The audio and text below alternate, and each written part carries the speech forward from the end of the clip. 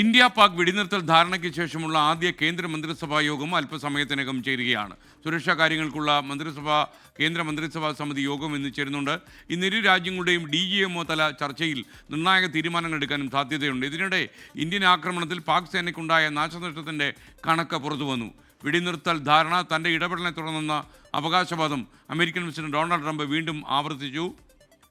അച്യുതൻ ഡൽഹിയിൽ നിന്ന് ചേരും. അതുപോലെ ശ്രീനഗറിൽ നിന്ന് ബൽറാം നെടുങ്ങാടി, ജമ്മുവിൽ നിന്ന് ശ്രീനാഥ് ചന്ദ്രൻ, സെൻട്രൽ ന്യൂസ് ഡെസ്കിൽ നിന്ന് ഞങ്ങളുടെ നിരീക്ഷകൻ വി ദിലീപ് കുമാറും ചേരും. ആദ്യം കേന്ദ്ര മന്ത്രിസഭാ യോഗത്തിൻ്റെ വിശദാംശങ്ങളുമായി അച്യുതൻ ചേരുന്നു. അച്യുതൻ, വിവരങ്ങൾ.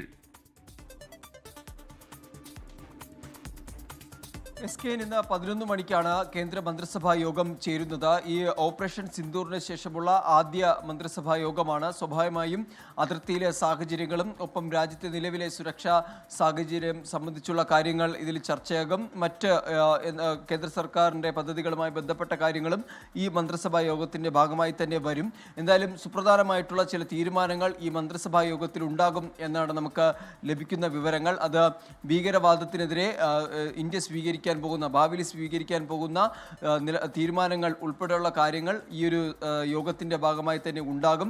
പാകിസ്ഥാനെതിരെയുള്ള നിലവിൽ സ്വീകരിച്ചിരിക്കുന്ന നടപടികൾ, ഇനി സ്വീകരിക്കാൻ പോകുന്ന നടപടികൾ എന്തൊക്കെയാണ് എന്നതിൽ കൂടി ഒരു വ്യക്തത വരും. പ്രധാനമന്ത്രി തന്നെ വ്യക്തമാക്കിയ കാര്യം, പാകിസ്ഥാൻ ഭീകരവാദം അവസാനിപ്പിക്കുന്നതുവരെ സിന്ധു നദീജല കരാർ അത് മരവിപ്പിച്ച നടപടി തുടരും. വ്യാപാര ബന്ധം വിച്ഛേദിച്ച സാഹചര്യത്തിലാണുള്ളത്. അതും അത്തരത്തിൽ തന്നെ തുടരും എന്നാണ് അറിയിച്ചിരിക്കുന്നത്. വെടിനിർത്തൽ ധാരണ മാത്രം, അതായത് അതിർത്തിയിലെ സംഘർഷം ഒഴിവാക്കാൻ നിലവിൽ വെടിനിർത്തൽ ധാരണ മാത്രമാണ് ഉള്ളത്. അതിനപ്പുറത്തേക്ക് പാകിസ്ഥാനുമായി ഒരു സഹകരണത്തിനും തയ്യാറല്ല എന്ന നിലപാടിൽ ഉറച്ചു നിൽക്കുകയാണ് രാജ്യം.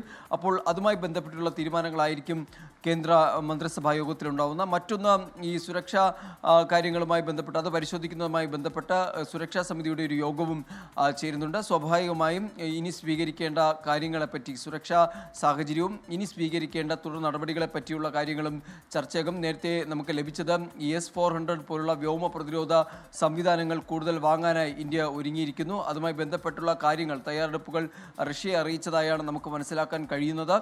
അങ്ങനെയെങ്കിൽ അതുമായി ബന്ധപ്പെട്ടുള്ള നിർണായക തീരുമാനങ്ങൾ ഒരുപക്ഷെ ഇതിൽ ഉണ്ടായേക്കും. കാരണം ഈ പാകിസ്ഥാൻ്റെ ആക്രമണത്തിൽ ഡ്രോണുകളുടെയും മിസൈലുകളുടെ ആക്രമണത്തെ ഏറ്റവും കൂടുതൽ ചേർത്ത് നിന്ന, അല്ലെങ്കിൽ അതിൽ സുപ്രധാന പങ്കുവഹിച്ച ഒന്നായിരുന്നു ES-400 എന്ന് പറയുന്ന വ്യോമ പ്രതിരോധ സംവിധാനം. അപ്പോൾ അത് കൂടുതൽ വാങ്ങുന്നതോടുകൂടി ഈ അതിർത്തിയിലെ പ്രതിരോധ സംവിധാനങ്ങളുടെ ശേഷി അത് വർദ്ധിപ്പിക്കുകയാണ് ഇപ്പോൾ ലക്ഷ്യമിടുന്നത്. ഭാവിയിലെ അത്തരമൊരു സാഹചര്യം, പാക് പ്രകോപനമടക്കം ഉണ്ടായേക്കാം എന്ന് മുൻകൂട്ടി പ്രതീക്ഷിച്ചുകൊണ്ടാണ് രാജ്യം അത്തരം നടപടികളിലേക്ക് കൂടി, സൈനിക നടപടികളിലേക്ക് കൂടി ഒരുങ്ങുന്നത്. എന്തായാലും അത് സംബന്ധിച്ചുള്ള ചില നിർണായകമായിട്ടുള്ള തീരുമാനങ്ങളും അതിലുണ്ടാകും. ഈ ഓപ്പറേഷൻ സിന്ദൂറിന് ശേഷം, പെഹൽഗാം ഭീകരാക്രമണത്തിന് ശേഷം ഇത് 3ാം തവണയാണ് ഈ സുരക്ഷാ സമിതിയുടെ നിർണായകമായ യോഗം ചേരുന്നത്. വിവരങ്ങൾ നൽകിയത്.